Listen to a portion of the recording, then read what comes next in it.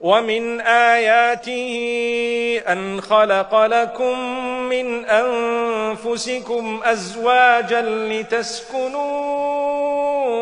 إِلَيْهَا. Many of us know that verse and we smile when we read it before marriage. Alhamdulillah. Why? We say, oh, from the signs of Allah is that He has created for you, from you, spouses who will be what? Whom you will achieve comfort, solace through. So Allah says, yeah, we want you to be taking it easy, comfortable, relax, filled with love, compassion. Through who? Your spouse. So you find all the young people reading this verse, oh, Maashaa Allah, what happens when you get married? It's like that verse don't exist sometimes. Astaghfirullah. May Allah make it easy. May Allah grant us happiness. We need to revisit, who is my spouse?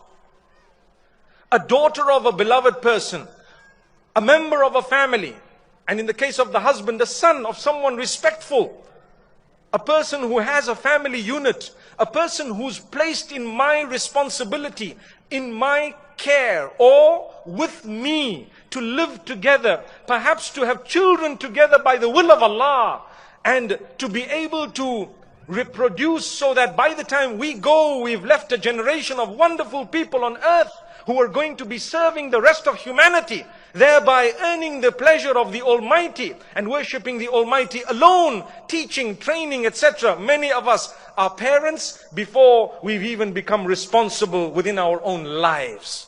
So therefore, we struggle. But Allah says, you know what? That moment of marriage is such that automatically at that moment there is something that happens. Listen to this. وَجَعَلَ بَيْنَكُمْ مَوَدَّةً وَرَحْمَةً. He has put between you at that moment something called mawadda, which is a very high level of love, and something called rahmah, which is the mercy. You feel connected to your spouse. Remember I said here initially, right? Right at the beginning, okay?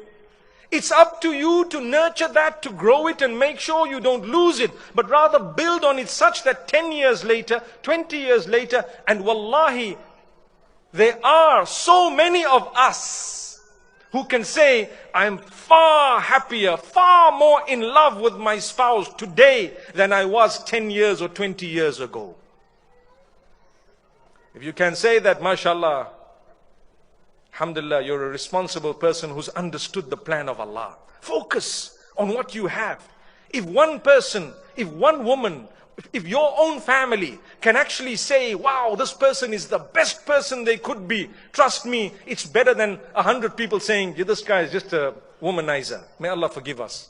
This guy is just a this and a that. Come on, be responsible. It's a sign of Allah. It is sacred. Allah says you should be getting closer to me through your connection with your spouse. So Allah says, إِنَّ فِي ذَلِكَ لَآيَاتٍ لِقَوْمٍ يَتَفَكَّرُونَ. The issue of the spouses being created for us by Allah from amongst us, and the creation of love and mercy between us, those are signs only for those who ponder and think. Like I told you at the beginning, when you're getting married, the excitement is so much. You have to build on that. Both of you have to build on that. Make sure that you have lived your life in a way that after your marriage you become closer as time passes, not drifting away.